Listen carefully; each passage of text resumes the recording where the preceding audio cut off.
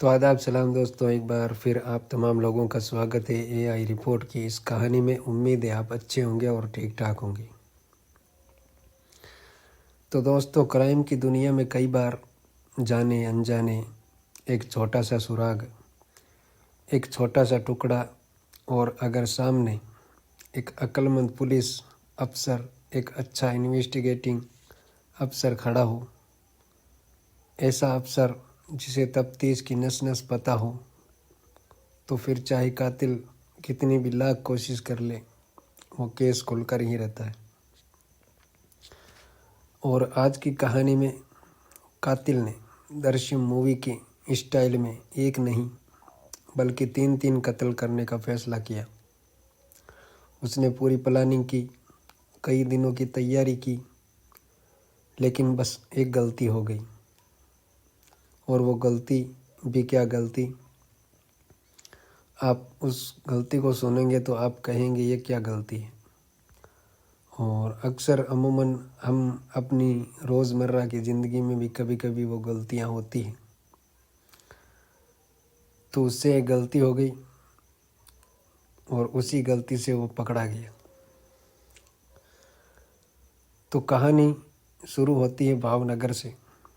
भावनगर में एक फॉरेस्ट अफसर रहा करता था और उसका नाम था शैलेश खापला। अभी साल भर पहले ही प्रमोशन हुआ, असिस्टेंट कंजर्वेटर ऑफ फॉरेस्ट बना था। उसे एक सरकारी क्वार्टर भी मिला था।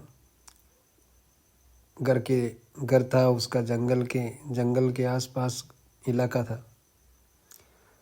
शैलेश शादीशुदा भी था और उसकी एक पत्नी थी, उसका नाम था नैना बहन, और उसकी उम्र थी करीबन 42 साल, और एक बेटा और एक बेटी। बेटी का नाम था प्रथा, जिसकी उम्र थी 13 साल, और एक भव्य नाम का बेटा था, उसकी उम्र थी 9 साल। अब घर जंगल के पास था, दूर दराज का इलाका, तो बच्चों की पढ़ाई के लिए दिक्कत हो रही थी। तो दोनों अपनी पत्नी और दोनों बच्चों को सूरत भेज दिया। अब वो सूरत में रहते थे। शैलेश अकेला उस भावनगर के घर में जो क्वार्टर मिला था उसमें रहा करता था। तभी दिवाली आती है, अभी जो गुजरी। तो उस दिवाली पर स्कूल में जो छुट्टियां पड़ती हैं, तो 27 अक्टूबर को नैना बेन अपने दोनों बच्चों को लेकर उसी घर में लौटती है, भावनगर। उसने सोचा था त्योहार परिवार के साथ मनाएंगे, खुशियां बांटेंगे। एक हफ्ता बीत जाता है, सब कुछ ठीक चल रहा था। अब आ जाता है 7 नवंबर।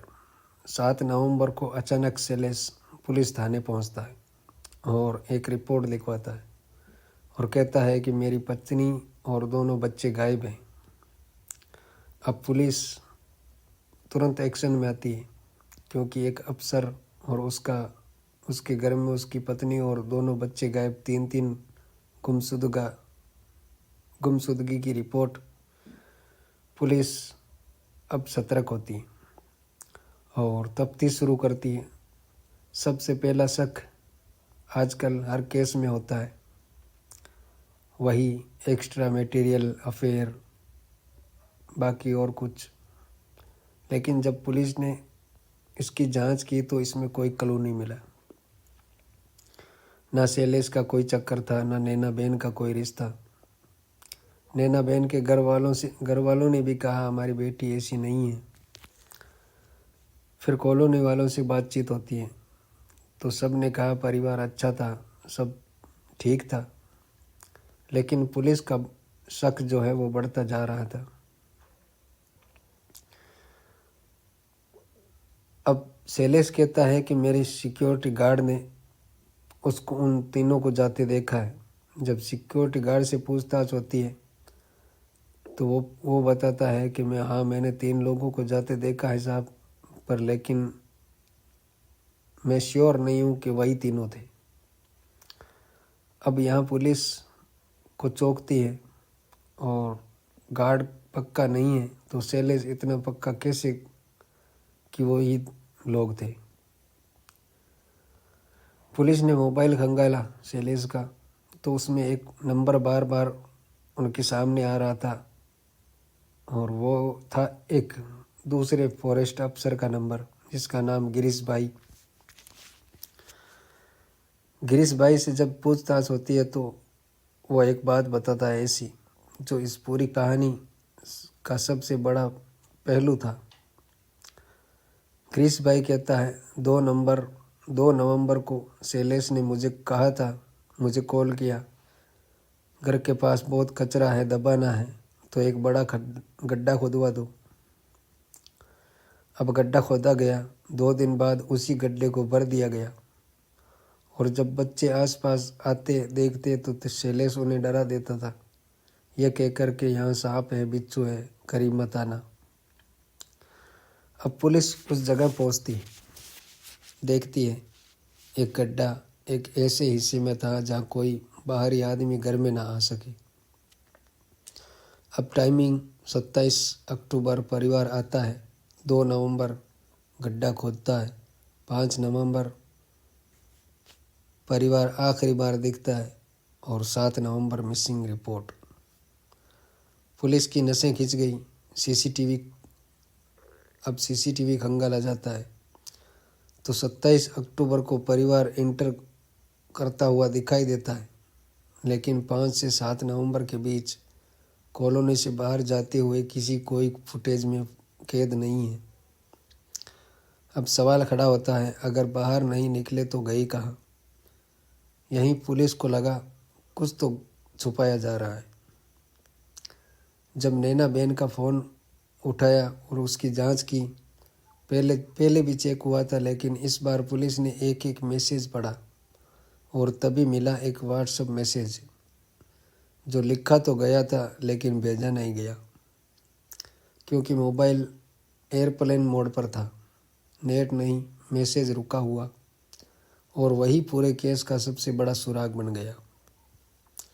मैसेज में लिखा था, मैं अपनी मर्जी से बच्चों को लेकर जा रही हूँ, मुझे किसी और से प्यार है, मैं उसी के साथ रहूँगी, मुझे ढूंढना मत। पुलिस ने पिछले मैसेज से इसकी तुलना, इसकी जांच की, तो शब्द अलग, भाषा अलग, लिखने का तरीका अलग। नैना बहन गुजराती में मैसेज लिखती थी। यह मैसेज गुजराती इंग्लिश मिक्स था। यह मैसेज नैना बहन का हो ही नहीं सकता, पुलिस को लगा। यह मैसेज जब फैमिली को दिखाया गया तो उन्होंने भी कहा यह उसने नहीं लिखा है। अब एक और चीज़, नैना बहन का फ़ोन गायब होने के बाद घर में ही था। अब पुलिस समझ गई यह मैसेज शैलेश ने ही टाइप किया है, और जैसी ही लोकेशन देखी तो दोनों मोबाइल की एक ही जगह, एक ही समय। अब बचने का कोई रास्ता नहीं। पुलिस ने शैलेश को बुलाया, पहले नरम लहजे से बात की, फिर उस मैसेज को उसको दिखाया। अब शैलेश टूट गया।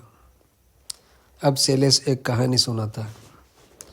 शैलेश कहता है, घर चलिए। पुलिस की टीम उसके घर पहुंचती है। शैलेश ने वही जगह दिखाई जहां गड्ढा भरा हुआ था। मिट्टी हटाई गई, और फिर जो सामने आया, उसने वहां मौजूद हर पुलिस वाले को अंदर तक हिला दिया। उसमें निकलती है 3 लाशें, उसकी बीवी, उसकी बेटी और उसका बेटा, एक ही गड्ढे में। लाशें पूरी तरह सड़ चुकी थी। गद्दे, कपड़े, बदबू रोकने के लिए सब दबाया हुआ था। और तब शैलेश ने जो बताया, उसने इस कहानी को एक और मोड़ दे दिया। नैना बहन चाहती थी हम साथ रहें, बच्चे भी साथ हों, परिवार साथ हो, जिंदगी छोटी है, दूरी क्यों? लेकिन शैलेश बार बार कहता, नहीं, बच्चों का कैरियर, पढ़ाई, स्कूल, ये सब चीज़ें हैं। 5 नवंबर की सुबह फिर यही बहस हुई, और इस बार गुस्से ने होश छीन लिया। शैलेश ने पहले अपनी पत्नी को तकिए से दबाकर मार डाला, फिर सोते हुए बेटे को, फिर अपनी बेटी को, एक के बाद एक, केवल 15 मिनट में 3 कत्ल। सुबह 7 बजे ये सब हुआ। फिर गड्ढा खोदा गया, तीनों लाशें दफन की गई, गद्दे अंदर फेंके गए और मिट्टी बराबर कर दी गई। फिर नहा धोकर ऑफिस चला गया जैसे कुछ हुआ ही ना हो, और 7 नवंबर थाने पहुंचकर बोला मेरी फैमिली गायब है। लेकिन जो गलती उसने की, airplane mode, unsent message, CCTV और गड्ढे का सच, सब उसे बेनकाब कर दिया। शुरुआत में मैंने कहा था, हम भी बहुत बार मैसेज टाइप करते हैं और सेंड करना भूल जाते हैं, या सेंड करते हैं तो मोबाइल फ्लाइट मोड पर होता है तो मैसेज सेंड नहीं हो पाता। लेकिन शैलेश की यही भूल इसके खिलाफ सबसे बड़ा सबूत बन गई। अब सवाल ये है कि नैना बहन की ख्वाहिश क्या थी? सिर्फ इतना कि पति पत्नी और बच्चे एक परिवार साथ रहे। क्या ये गलत मांग थी? नहीं। और शैलेश क्यों नहीं चाहता था कि बच्चे उसके पास रहें? सिर्फ पढ़ाई या कुछ और? यह अभी भी तफ्तीश में है, जांच चल रही है। अगर इसके बारे में कोई अपडेट मिलता है तो आप लोगों तक मैं ज़रूर पहुंचाऊंगा। तो आज की कहानी में इतना ही। अब आपसे मुलाकात होगी कल शाम 7:30 बजे किसी नई कहानी के साथ। तब तक के लिए धन्यवाद।